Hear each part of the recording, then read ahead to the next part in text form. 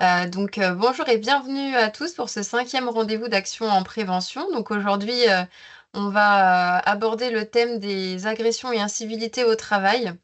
Vous êtes, certainement, concernés ou vos équipes le sont certainement si vous êtes ici aujourd'hui on va pouvoir profiter de la présence, d'une de nos expertes sur le sujet que je vais vous présenter juste après. Alors, nos rendez-vous actions en prévention, c'est peut-être la première fois que vous nous rejoignez, mais c'est un rendez-vous mensuel. Donc, on anime tous les mois avec un ou une experte. C'est important pour nous de pouvoir vous mettre en contact de nos experts sur le sujet, justement, sur des sujets stratégiques d'organisation au travail, puisque on vous propose des interventions tout au long de l'année sur des enjeux santé. C'était important pour nous que vous puissiez rencontrer nos experts en amont et pas seulement une fois que le projet est lancé. Donc c'est l'occasion aussi aujourd'hui de poser vos questions si, vous en avez. Et puis de toute façon, nous on a prévu, un temps d'échange et de questions, donc avec notre experte du jour. Ça vous permettra, voilà, d'affiner vos pistes de réflexion, de peut-être pouvoir déjà entrevoir des solutions. Et puis, si vous avez besoin, bien entendu, je suis à votre disposition à l'issue de ce rendez-vous, pour, aborder, le cas de votre entreprise, voir, comment on peut vous accompagner. Puisque donc moi je suis, responsable, des offres et de l'accompagnement, pour les entreprises voilà, je peux vous conseiller sur, nos formats, d'intervention et les sujets d'intervention. Donc voilà, aujourd'hui, le but, c'est de vous faire bénéficier du regard de notre experte sur, la thématique du jour. Donc je vous le disais, c'est un rendez-vous, mensuel. Si vous n'avez pas pu être présent au précédent webinaire, vous pouvez retrouver, les liens des replays, sur notre site. Je vais également vous remettre ici dans le chat le lien, des précédents, replays, voilà, des précédents webinaires. Je vous le mets ici dans le chat et puis vous voyez aussi le programme, des prochains. Vous pourrez vous inscrire, très prochainement à celui d'octobre qui va être sur, le sujet des addictions, en entreprise et donc on aura aussi un expert sur le sujet présent. Alors pour, les personnes qui ne connaîtraient pas Montmartin, je ne sais pas si c'est la première fois que vous vous connectez à ce rendez-vous. Je vous représente quand même brièvement notre activité. Depuis 2017, on accompagne les entreprises sur des sujets de prévention santé notre approche de la prévention est basée sur 3 piliers que vous voyez ici à l'écran. Donc on a le pilier corporel, le pilier nutritionnel et le pilier émotionnel avec, des experts à chaque fois, derrière, ces piliers, notamment, des ostéopathes, ergonomes sur la partie corporelle, des experts en nutrition, hygiène de vie et des experts, psychologues du travail, sophrologues sur la partie émotionnelle. Et donc avec, ces 3 approches, on peut venir cerner, vos enjeux, répondre, voilà, à vos besoins sur, des problématiques telles que les troubles musculo-squelettiques, la santé mentale et les RPS, l'hygiène de vie et les addictions, donc c'est justement le thème du rendez-vous du mois prochain, la sécurité au travail et la santé publique. Pour vous accompagner, on a, donc une plateforme sur laquelle vous pouvez retrouver tout notre, catalogue gratuitement. Il suffit de demander un accès, gratuit à la plateforme et ensuite, vous pouvez choisir d'animer des actions à la carte ou, de bénéficier d'abonnements avec des webinaires, tous les mois, issus de notre catalogue, d'ateliers.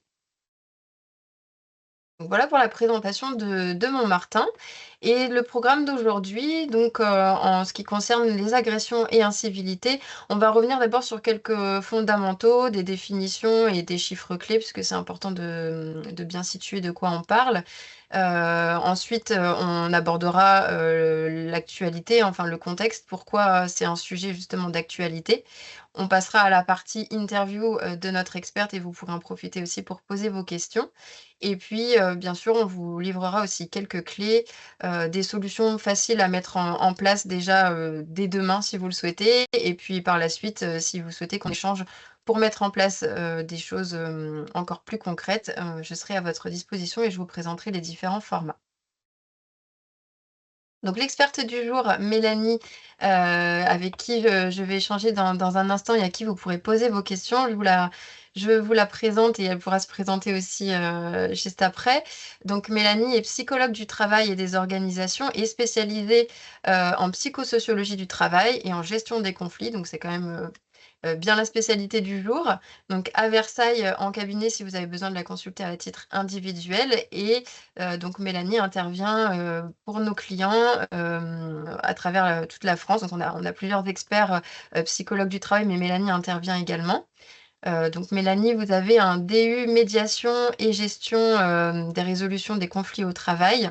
Vous êtes agréée IPRP, par la DRIETS, spécialisée RPS et vous êtes psychologue référente de la CPME 78. Je ne sais pas si vous voulez compléter, votre présentation, Mélanie? Oui, oui, sur le dernier point, voilà, donc je suis psychologue référente de la CPME 78 auprès, voilà, des chefs d'entreprise. Voilà, Donc là, tout à la fait. commission entreprise en difficulté, en Voilà, soutien. donc un œil, très expert sur la problématique, de la gestion des conflits et qui plus est, en entreprise. Merci beaucoup en tout cas, Mélanie, d'avoir, répondu à l'appel aujourd'hui et de nous apporter vos lumières sur le sujet. Merci. Alors, on va revenir sur quelques fondamentaux, comme je vous le disais, pour voir bien de quoi on parle. Donc, quand on a échangé avec, Mélanie, sur, le thème du jour, vous me disiez que c'était bien important aussi de faire une distinction entre les 2, puisqu'il peut y avoir un peu confusion parfois. Donc, une distinction entre incivilité et agression. Donc, vont être concernées les incivilités, tous les comportements, déviants du quotidien, hein, qui peuvent être, ambigus, souvent, banalisés. Ça peut être par exemple, quelqu'un qui interrompt la parole, un ton méprisant, avec un peu de sarcasme, des retards répétés. Tout ça, ça va être, tagué voilà comme, incivilité et les agressions, là, ce sont des actes plus explicites et intentionnels. Donc ils peuvent être verbaux, ils peuvent être psychologiques, voire malheureusement aussi parfois physiques. Et ça peut être considéré comme des accidents du travail, vous me le rappeliez bien, Mélanie, c'est important de le préciser. Donc il y a une gradation possible de ces agressions jusqu'au harcèlement, moral ou aux violences physiques, dans certains cas malheureusement aussi et ça va être important de prendre aussi en compte la notion de fréquence, d'intentionnalité, pardon et d'intensité. Donc, Mélanie va revenir un peu aussi sur toutes ces notions après, dans l'échange qu'on va avoir, mais, voici, déjà les grandes lignes de ce qu'on peut vous en dire et puis, ces agressions, incivilités, c'est important de rappeler aussi qu'elles peuvent avoir lieu, aussi bien en interne, entre les équipes, avec la hiérarchie et qu'en externe, où là, c'était un petit peu plus évident. Forcément, les métiers les plus touchés, les plus impactés, par l'externe, ça va être les personnes qui sont, face au public au quotidien, que ce soit, en physique, en présentiel, mais aussi en contact, téléphonique et par mail, puisque, bah, il peut aussi y avoir des échanges, très houleux, de cette manière. Et forcément, du coup, on va retrouver dans les métiers les plus touchés, le secteur public, le secteur de la santé, de l'enseignement et du commerce. Donc, certainement, que parmi vous, vous allez vous retrouver dans ces exemples. Alors quelques chiffres clés, donc c'est 43,7 des salariés, en contact avec du public qui déclarent vivre des situations de tension dans leur rapport, avec les usagers. Donc c'est presque la moitié, hein, des salariés. Des situations de tension qui peuvent aller jusqu'à, des agressions verbales dans 15 des cas. Et 1,7 déclarent même, des agressions, physiques ou sexuelles durant les 12 derniers mois, de l'enquête, qui a été menée ici. Donc des chiffres, alarmants. C'est bien pour ça qu'on va en parler aujourd'hui et qui concernent, malheureusement aussi beaucoup de monde. Donc pourquoi on a décidé d'en parler aujourd'hui? Donc déjà, ce que je peux en dire moi à titre, personnel, c'est que, quand j'échange avec, les décideurs en entreprise, c'est un sujet qui revient de plus en plus, voilà, qui concerne beaucoup de métiers, aujourd'hui. Donc on note vraiment un phénomène en hausse constante, dans nos échanges avec nos clients, mais aussi dans les statistiques et dans les chiffres qu'on peut consulter. Et ça aussi, surtout depuis la crise sanitaire. On va revenir un petit peu aussi sur toutes les causes après, avec Mélanie. Et dans le secteur du commerce et de la distribution, par exemple, il y a 59 donc plus de la moitié des répondants aux enquêtes qui disent, y être confrontés chaque mois. Donc c'est quelque chose qui fait partie du quotidien, des personnes qui travaillent dans ce secteur. Donc ça devient un enjeu majeur de santé et de sécurité au travail parce que, bah, à répétition, ces agressions, ces incivilités, ça engendre, bah, un stress chronique pour les personnes, qui travaillent. Ça peut créer de la démotivation, un sentiment d'insécurité très fort et tout ça, c'est des facteurs de RPS et c'est reconnu par le code du travail. Avec, bien entendu, des conséquences lourdes sur la santé mentale et la santé physique des collaborateurs qui y sont confrontés. Ça peut aller jusqu'au burn-out. Donc ce sujet a vraiment toute sa place ici aujourd'hui, dans nos rendez-vous actions en prévention. C'est un sujet qui a un impact sur les organisations, qui peut avoir, des retombées, collectives parce que, ben, à force, ça peut engendrer de l'absentéisme, ça peut causer, un gros turnover aussi et ça peut dégrader aussi le climat social de l'entreprise. Donc pour toutes ces raisons, il y a aujourd'hui, des obligations légales en la matière. On va revenir dessus aussi, donc il y a notamment l'article 4121-1 du code du travail qui prévoit, des choses là-dessus et ça doit être également inscrit dans le DUERP, donc le document unique, des entreprises. Et bien entendu, dans un contexte aussi actuel de tension sur le marché de l'emploi, avoir une politique en la matière et prévoir, des actions, heu, en prévention, mais aussi en cas de besoin, quand c'est déjà trop tard, c'est, quelque chose, enfin, c'est un signal fort qui est envoyé, aussi, aux personnes qui souhaiteraient, postuler, dans les entreprises. Donc les salariés sont aujourd'hui très attentifs à la sécurité psychologique qui est offerte par l'entreprise. Donc ça peut être aussi un facteur pour, rejoindre une entreprise, de voir que, elle a une politique en la matière. Et puis, bien entendu, pour ceux qui sont déjà dans l'entreprise, inciter aussi à y rester. Alors, on va passer, maintenant au temps d'échange. Donc, on a prévu, quelques questions et puis on va essayer d'échanger avec vous. Donc, n'hésitez pas à mettre votre micro si vous voulez, poser une question, écrire dans le chat aussi, hein. On regarde les questions dans le chat. En tout cas, voici déjà quelques questions qu'on a listées nous de notre côté. Donc, on a parlé tout à l'heure des définitions, des agressions à civilité et on a abordé le fait que ça pouvait aussi bien avoir lieu, enfin la source pouvait aussi bien être interne qu'externe. Mélanie, que pouvez-vous nous dire de l'impact? Est-ce qu'il est différent selon si, la source est interne ou externe? Alors, bah, merci Elodie voilà, pour l'introduction, le rappel des fondamentaux et les chiffres qui sont assez parlants. Moi, j'aurais envie de demander aux personnes qui sont présentes voilà, si elles ont un avis déjà sur la question de l'impact qui diffère. Est-ce que quelqu'un voilà, aurait un avis déjà?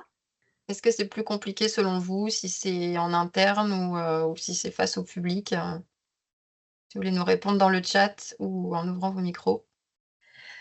Alors, je vais commencer à répondre. Donc, oui, l'impact est différent, voilà, selon la source, si elle est interne ou externe, puisque voilà, les dynamiques relationnelles et les ressources mobilisables diffèrent. Donc, c'est pas le même enjeu en fait quand on interagit avec un client ou avec un collègue ou un manager. Avec un client, l'impact, il est surtout aigu et émotionnel. La personne donc subit un comportement hostile dans le cadre de son rôle vis-à-vis du client. Et donc, le professionnel a un devoir de maîtrise de soi, puisque voilà, devant le client, on doit garder ses émotions, on doit garder son sang-froid pour paraître professionnel. Donc, l'enjeu n'est pas le même. Donc, ça augmente la charge émotionnelle et au bout d'un moment, le risque d'épuisement, et en particulier, surtout lorsqu'il n'y a pas de soutien de l'organisation. Et là, on parle soit de clients professionnels, donc là, en relation B2B, ou également face à des clients, à des usagers particuliers.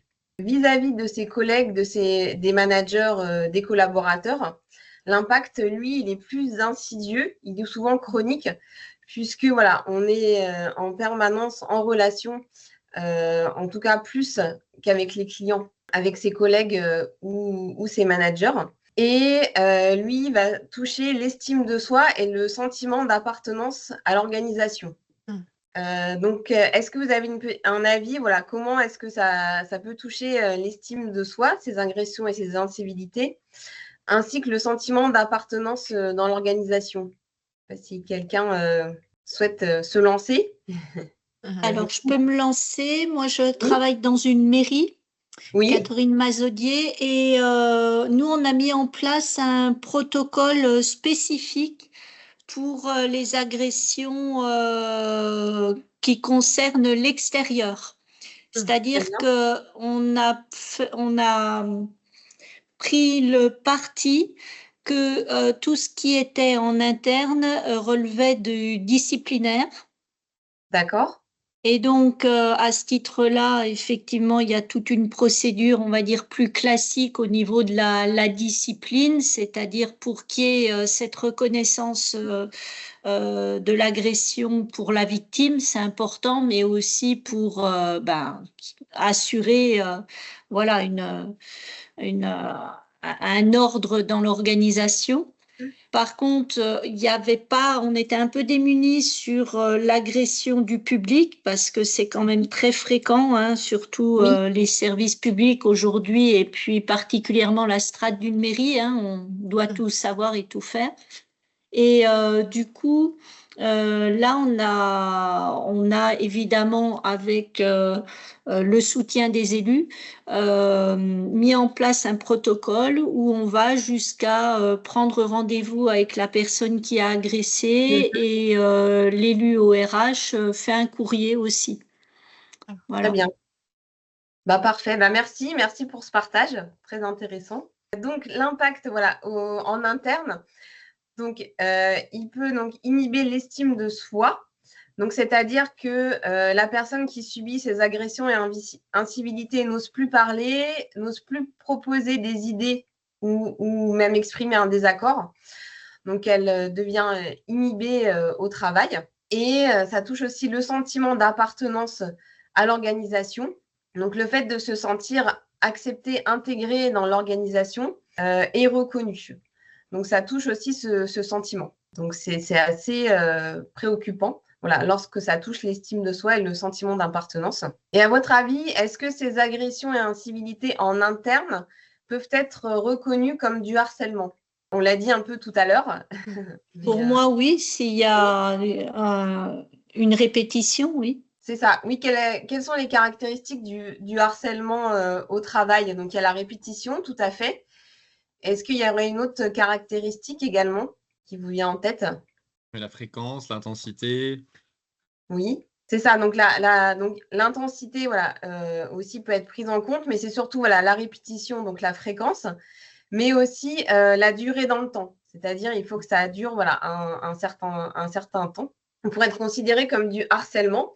Donc, une répétition et une durée dans le temps d'un comportement qui porte atteinte à la santé du collaborateur. Donc ça, ce sont les critères du harcèlement. Est-ce qu'il y a des durées un petit peu, enfin voilà, à avoir en tête justement, se dire à partir de combien de temps, est-ce qu'on parle en semaines, en mois? Alors là, en Votre fait, expérience, hein. par rapport, donc, il n'y a pas pardon, dans le code du travail, il n'y a pas d'indication sur la fréquence ni la durée. C'est au tribunal des prud'hommes d'en juger. Donc, il n'y a pas vraiment, mais En tout cas, on dit qu'à partir de 2 fois, c'est déjà un comportement récurrent. Et pour la durée, voilà, on peut dire qu'à partir aussi de 2 jours, par exemple, ça peut être aussi considéré comme du harcèlement. Il n'y a pas de, comment dire, il n'y a pas d'indication sur ça. C'est à l'appréciation du tribunal des prud'hommes. Pour vous donner, voilà, pour vous donner une indication. Et est-ce que aussi on peut parler de harcèlement lorsqu'il n'y a pas de volonté de nuire? Bonne question. Si par exemple un manager adopte un comportement qui nuit à la santé de son collègue, de son collaborateur, mais il ne l'a entre guillemets pas fait exprès, est-ce qu'il peut être coupable de harcèlement? On est dans le cadre du ressenti. Donc, à partir du moment où la victime se sent harcelée, non? Oui, alors en fait, donc il n'y a pas forcément de volonté de nuire pour que ça soit considéré comme du harcèlement. On peut très bien, par exemple, aller faire des feedbacks négatifs en permanence à un collaborateur sans feedback positif et sans volonté de lui nuire. Mais ça peut être, oui, considéré comme du harcèlement, même s'il n'y a pas une volonté de nuire. Et même une volonté qui serait peut-être bienveillante pour lui montrer ses erreurs et qu'il s'améliore. Mais la manière dont c'est fait est considérée comme du harcèlement. Tout à fait. L'importance de former les managers aussi au sujet, puisqu'on peut ne pas se rendre compte et voilà, ça peut y avoir des dérives. Exactement.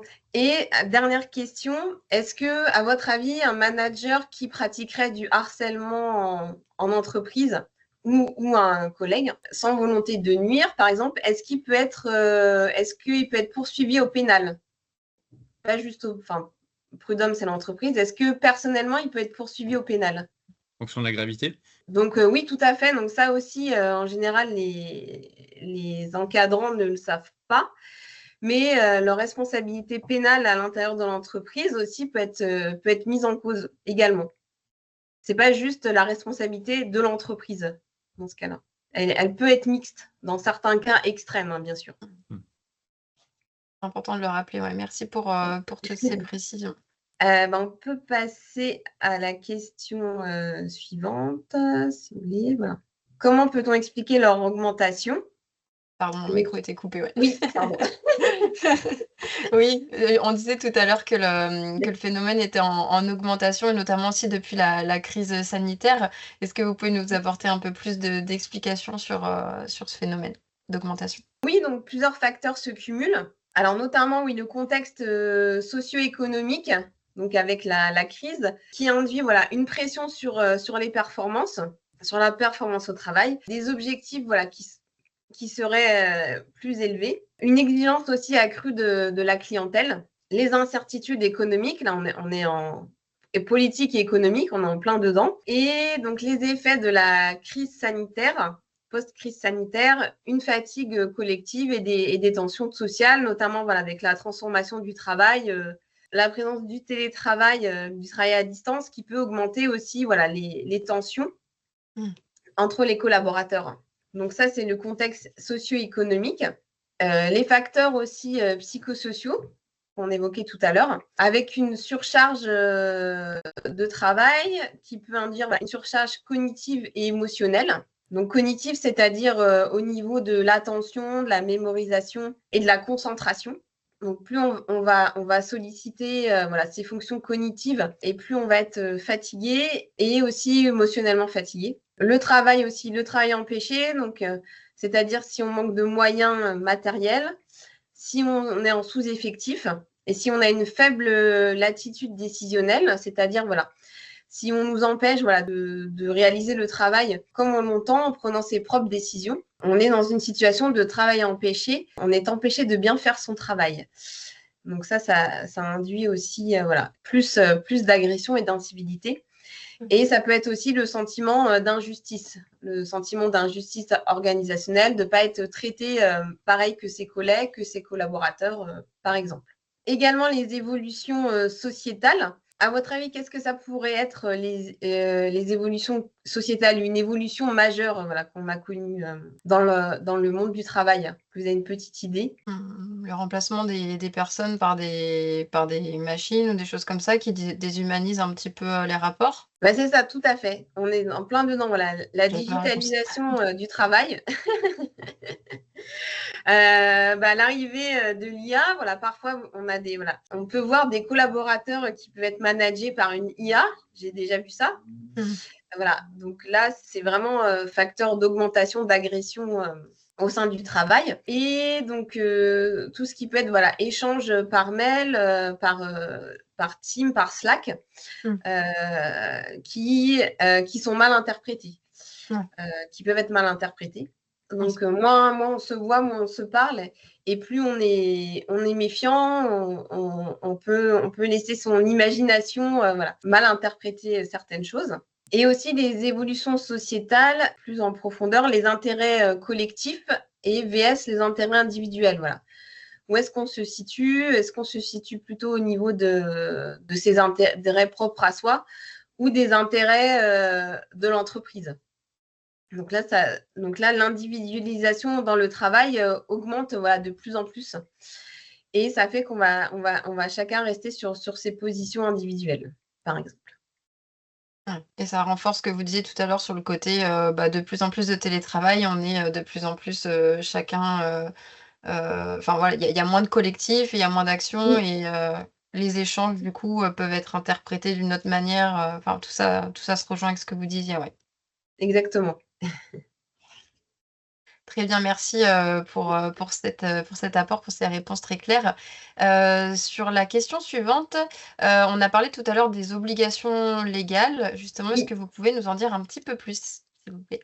Oui, alors est-ce que vous connaissez voilà, l'article L 4121-1 du Code du travail en matière voilà, de santé et de sécurité au travail? Est-ce que vous connaissez cet article? Indispensable, oui. Oui. Donc cet article, il confère une obligation à l'employeur de protéger la santé physique et mentale de ses salariés, donc y compris contre les incivilités et les agressions. Donc, quand on pense responsabilité de l'employeur, on pense souvent à la responsabilité physique. Donc, tout simplement pour donner un exemple, si vous avez des choses lourdes qui sont stockées en hauteur, de bien les stocker pour qu'elles ne puissent pas tomber sur la tête d'un collaborateur. Donc ça, on se dit, bah oui, c'est évident, mais on ne pense pas forcément à la santé mentale. Ou par exemple, quelqu'un qui se ferait agresser, entre guillemets, par un collègue et qui est en état de choc, ça peut être considéré comme un accident du travail, et avec toutes les conséquences pour l'employeur que ça engendre, un accident du travail. Donc ça, on n'y pense pas forcément, mais c'est un véritable accident du travail. On doit assurer cette santé et cette sécurité au travail pour tous les salariés, y compris voilà, les cadres dirigeants aussi, dont on ne pense pas forcément, mais eux aussi, ils sont protégés par cette loi sur la santé mentale au travail. Et donc, l'employeur doit mettre tous les moyens en œuvre pour protéger cette santé mentale. C'est-à-dire que si, par exemple, il n'a pas comment dire, rempli ses obligations, on lui demande des comptes sur tout ce qu'il a mis en place pour protéger cette santé mentale. Et la liste doit être longue, surtout s'il y a eu un accident du travail. Donc, il a un devoir de prévention des risques professionnels en inscrivant les risques dans le DUERP, donc le document unique, qui recense voilà, tous les risques professionnels, et y compris les risques psychosociaux. Et il doit mettre en place des actions de prévention, d'information et de formation par rapport à ces risques. Donc ça, c'est obligatoire. Donc, lorsqu'il y a eu voilà, une incivilité ou une agression rapportée par un collaborateur, donc il a le devoir de réagir. Donc, c'est-à-dire d'enquêter déjà pour voir si l'incivilité ou l'agression est avérée. Ensuite, voilà, si elle est avérée, prendre des mesures correctives. Donc, par exemple, ça peut être séparer les parties. Comme vous disiez tout à l'heure, instaurer des sanctions disciplinaires. Ça peut être voilà, des mises à pied Et ça peut aller jusqu'aux entretiens préalables de licenciement pour faute lourde ou grave. Et il doit aussi protéger les victimes, par exemple en le mettant à l'écart de son agresseur, par exemple, tout de suite, de réagir immédiatement.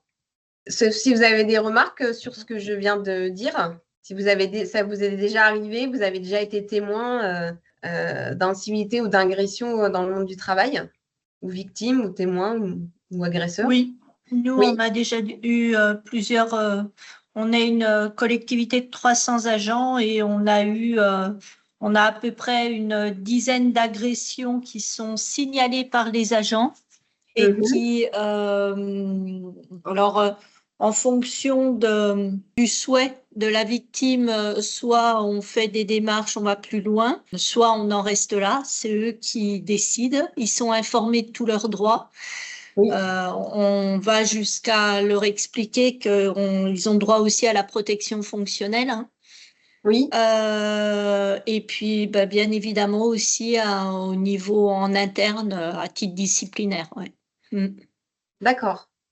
Très bien, donc vous êtes au fait. Et aussi, ça j'en ai pas parlé aussi, dans certaines entreprises, il y a des dispositifs de lanceurs d'alerte, puisque en fait, à partir de 2 personnes qui seraient harcelées par un collaborateur, on peut lancer une alerte via le dispositif de lanceur d'alerte de l'entreprise. Donc ça, je crois que c'est à partir d'un certain nombre de salariés où ces dispositifs sont mis en place.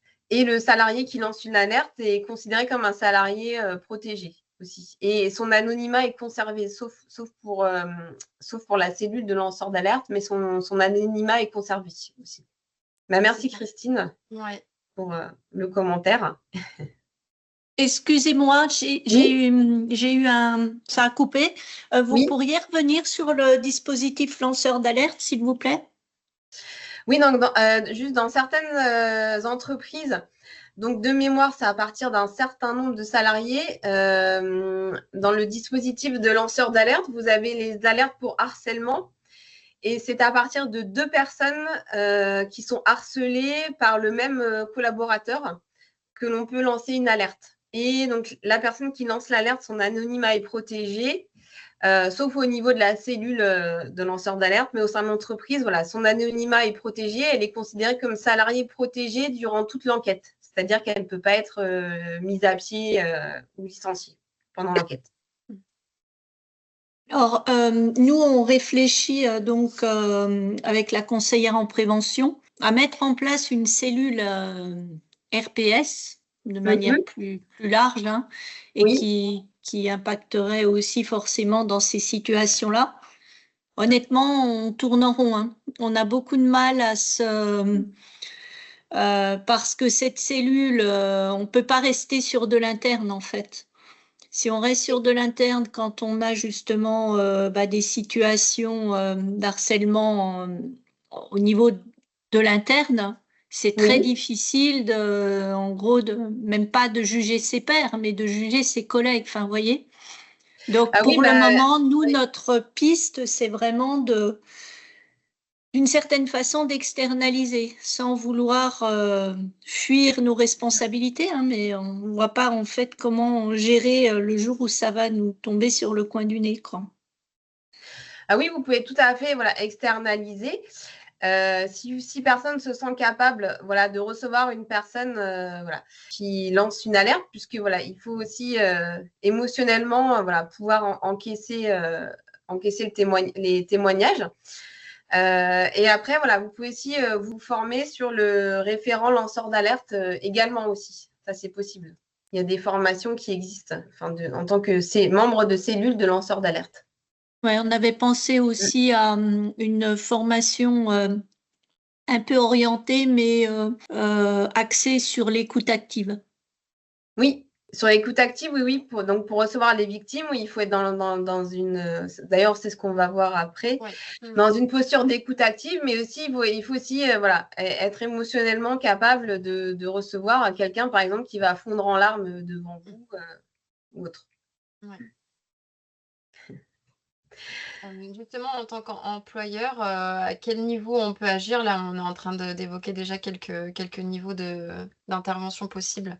Il existe 3 niveaux de prévention qui sont complémentaires en entreprise. Donc, vous avez la prévention primaire.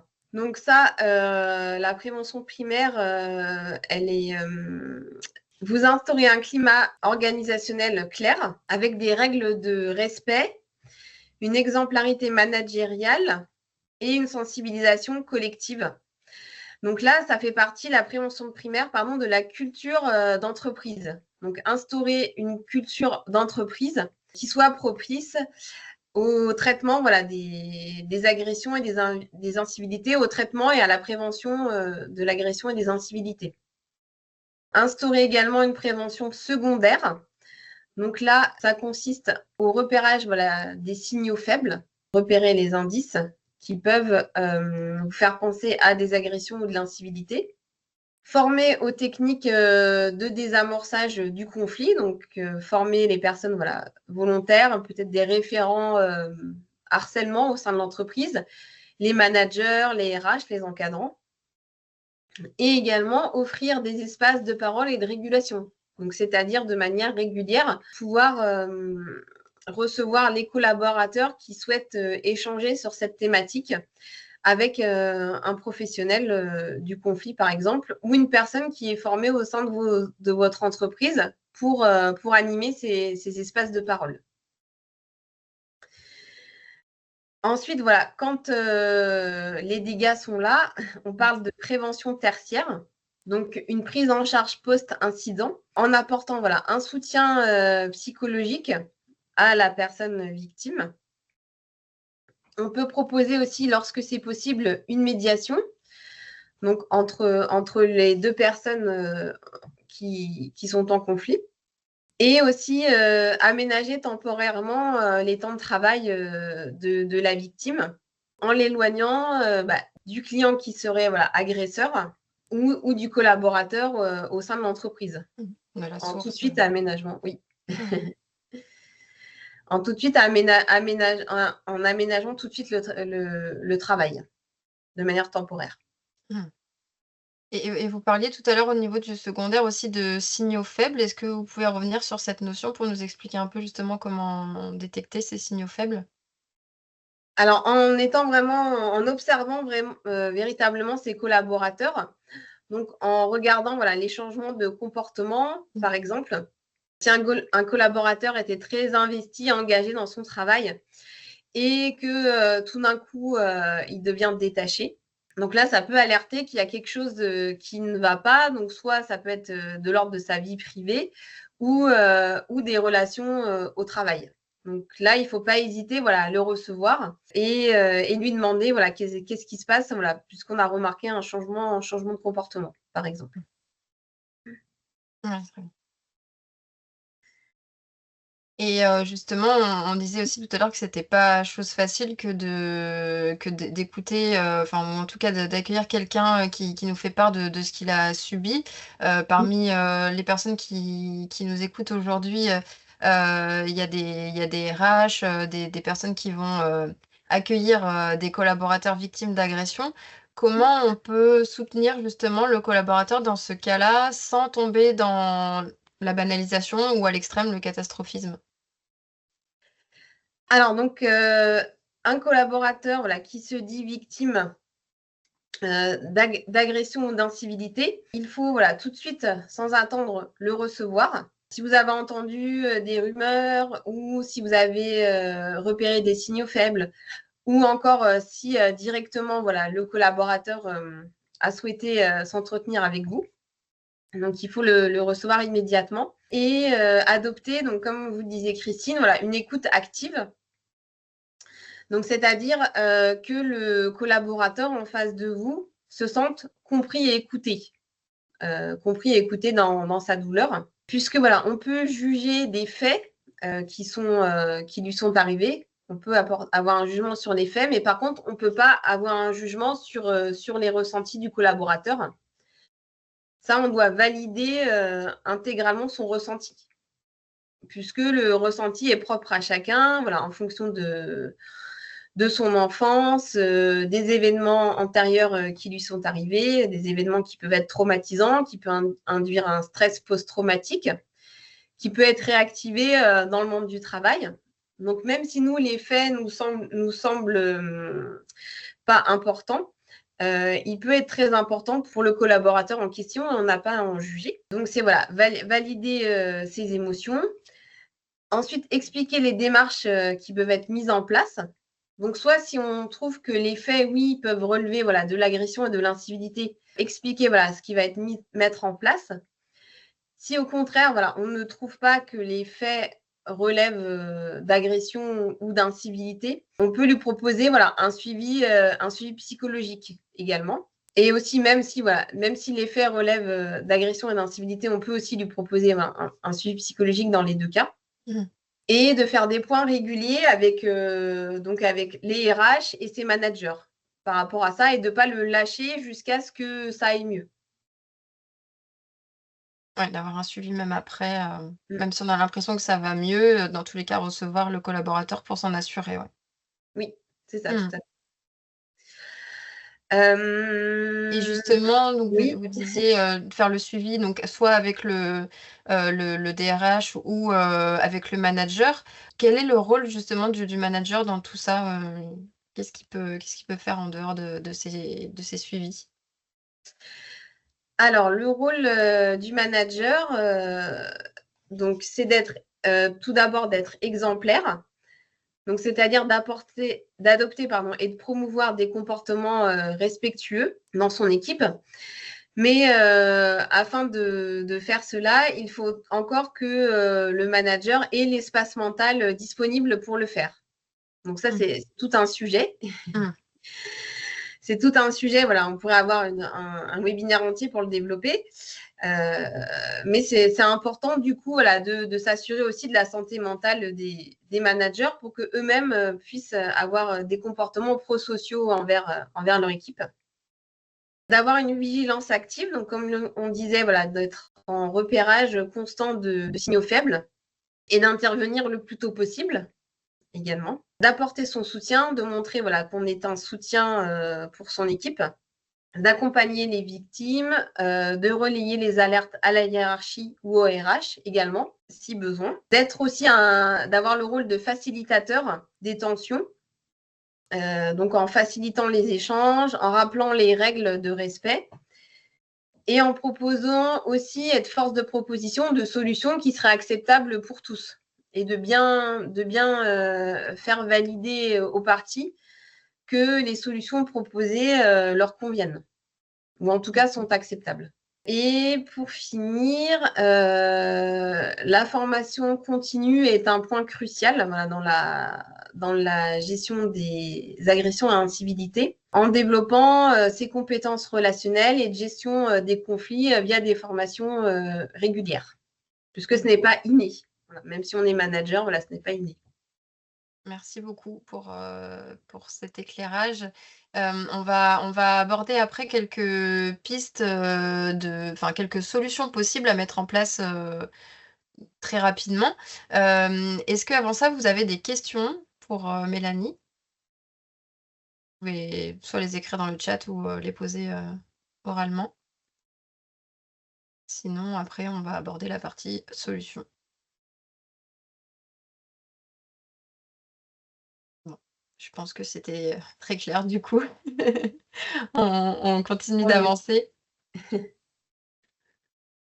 Hop. Alors, hop, ça ne veut pas passer. Oui, donc les premiers pas, les premières solutions, pratiques, que l'on peut vous préconiser. Donc il y a des outils concrets, hein, qu'on peut mettre, à disposition des équipes qui sont exposées, aux agressions et incivilités pour désamorcer les tensions. Est-ce que vous pouvez nous en citer, quelques-uns, s'il vous plaît, Mélanie? Les solutions, donc adopter voilà, des fiches réflexes ou protocoles en cas d'incident. Donc, ce que disait tout à l'heure Christine, c'est super voilà, d'avoir déjà voilà, mis en place des protocoles en cas d'incident et des fiches réflexes voilà, qu'on peut consulter très rapidement. Par exemple, voilà, quand un client voilà, est agressif, voilà, qu'est-ce qu'on doit faire? D'avoir directement la fiche sous la main. de former donc tous ses collaborateurs au sujet. Donc avec des formations sur la communication non violente, la gestion des conflits, donc la désescalade du conflit via des techniques, et de mettre en place des référents ou des cellules d'écoute, agression, incivilité, donc des personnes qui seraient formées à écouter, à traiter le sujet. Est-ce que parmi vous, vous voulez nous partager votre niveau d'implication justement sur ces solutions? Est-ce que c'est déjà mis en place? Catherine, vous nous en avez fait part un petit peu.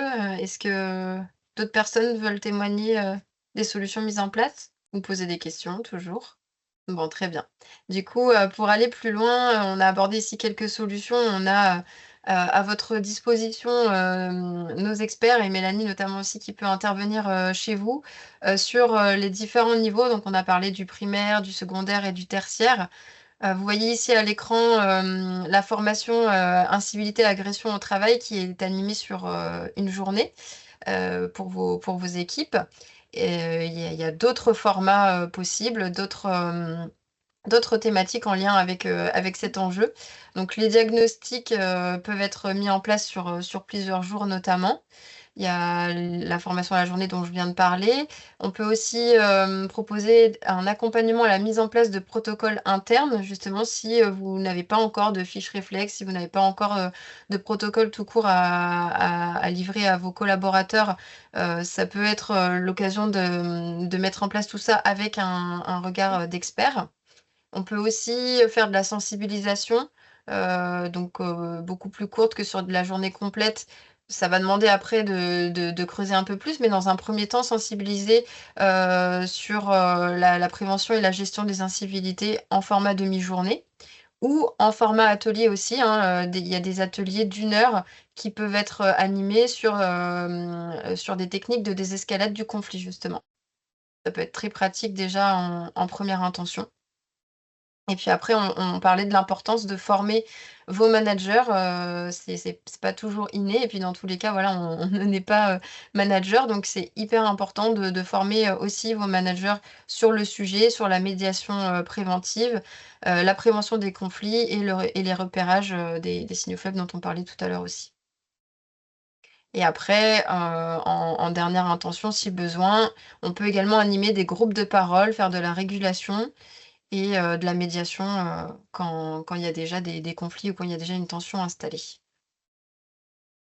Donc voilà, si vous souhaitez avoir plus d'informations sur ces solutions, n'hésitez pas à me contacter. Je vais vous remettre dans la conversation le lien vers mon agenda en ligne aussi si vous souhaitez prendre un rendez-vous.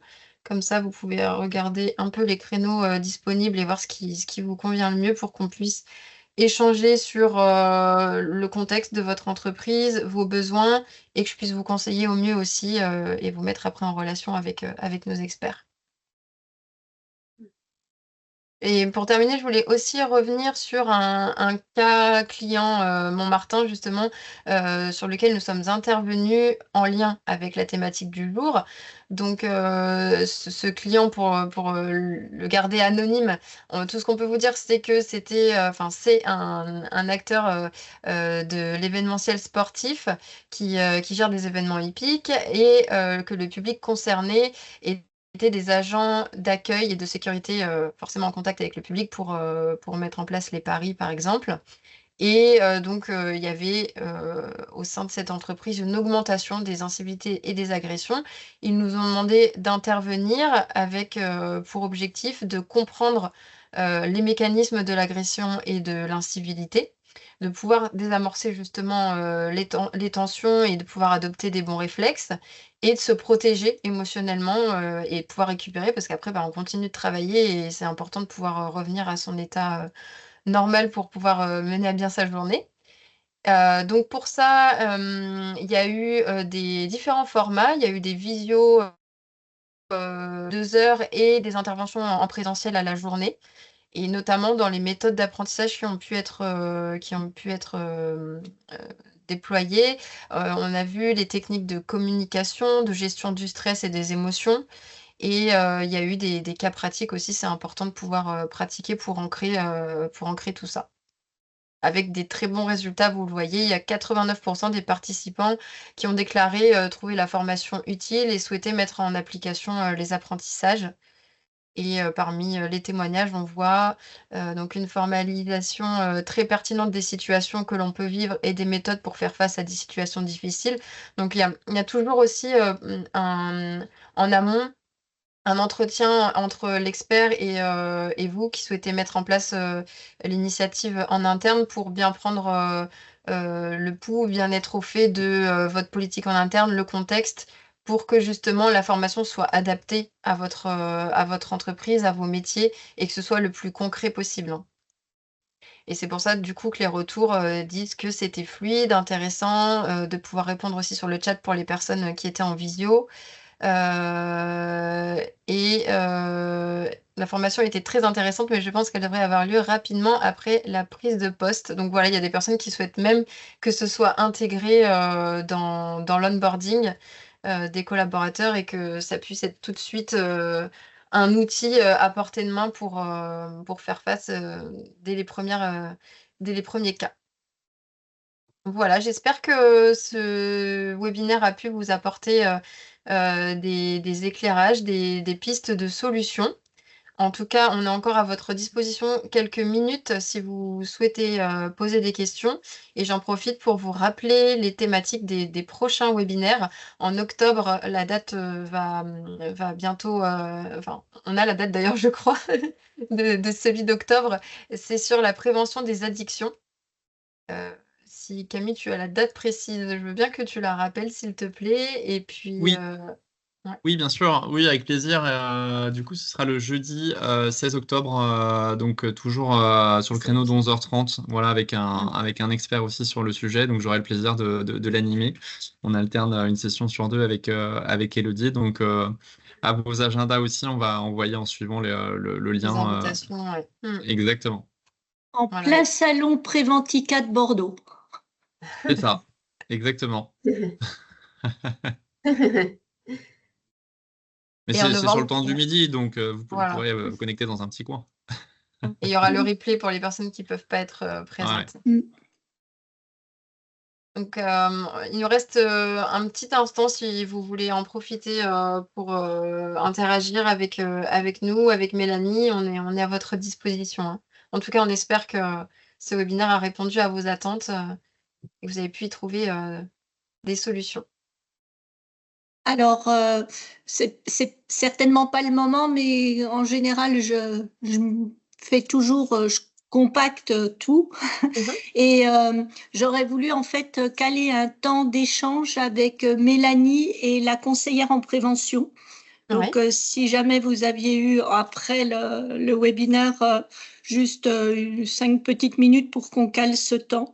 Nous, on est en plein dans notre préparation budgétaire 2026 et c'est vrai que ce type d'action m'intéresse auprès du public. On a déjà identifié le public, on a déjà travaillé avec, entre autres, la directrice du CCAS, la chef de poste police, voilà, des postes où c'est toujours un peu tendu.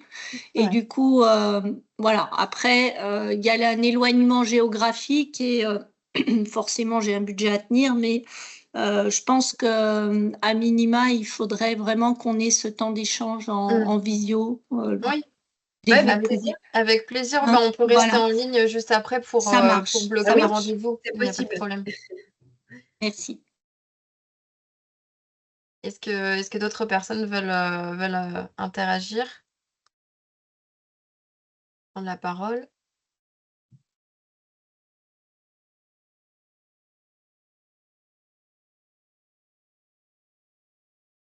Je remets aussi peut-être le lien où je vois Camille est en train d'écrire.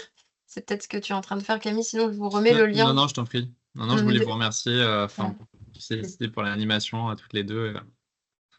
Et de Merci toute manière, on va remettre en disposition le replay aussi Oui. rapidement, qu'on sait que c'est ce qui plaît. Bah, je vous remets le lien vers mon agenda si vous souhaitez prendre rendez-vous pour voilà, aborder déjà dans un premier temps votre contexte et voir si on peut vous proposer des interventions par la suite. Et merci à tous en tout cas pour votre présence, vos échanges, vos partages. Et voilà, on reste à votre disposition. Merci à tous. Merci à tous. Merci. Merci à Merci. tout Bonne le monde. journée. Bonne journée. Bonne journée. Bonne journée Au à revoir. vous. Merci. Bonne journée. Bonne journée.